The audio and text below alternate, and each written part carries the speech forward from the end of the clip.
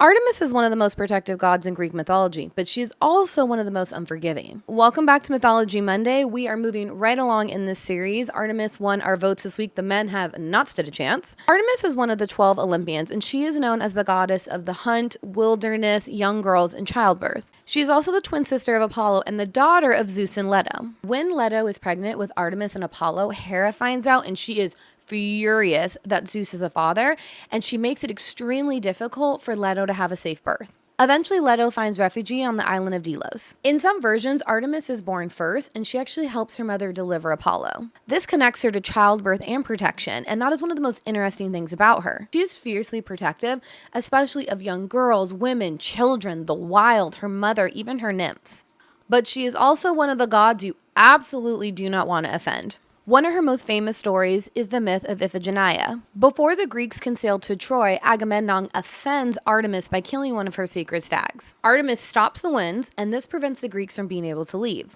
To appease her, he has to sacrifice his eldest daughter, Iphigenia. As he's getting ready to sacrifice his daughter at the last possible second, Artemis actually steps in and swaps Iphigenia with a deer and then takes her away to be one of her priestesses. This really shows the complexity of Artemis, where she's going to demand justice, but she also protects the innocent. Then we have the myth of Callisto. She's actually a companion of Artemis. She is sworn to chastity and devoted to the goddess. Being beautiful, she unfortunately catches the eye of Zeus, who deceives her, and Callisto ends up pregnant.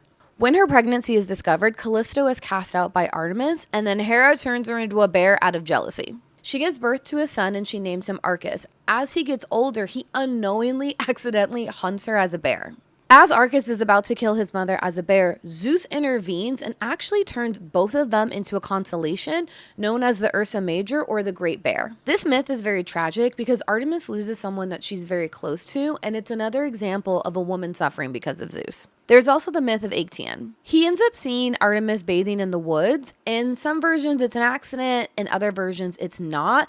Regardless, she turns him into a stag, and his own hunting dogs tear him apart. We also have the story of Orion. Orion is a giant hunter and a companion of Artemis. In some versions, it said that she actually fell in love with him and was very close to breaking her vow of chastity. In some versions, it said that Apollo actually tricked Artemis into killing Orion because he was jealous of their closeness. In other versions, it's actually Gaia who kills him because of his arrogance, and she sends a giant scorpion after him. So Artemis is just not the goddess of hunt. She is protection and punishment. She is wildness embodied in girlhood and childbirth and loyalty. I would love to know what you think about Artemis. Did you know some of these myths? And I'm thinking we give the boys a chance next week. So do we do Ares, Hermes, maybe Apollo? Make sure to vote below.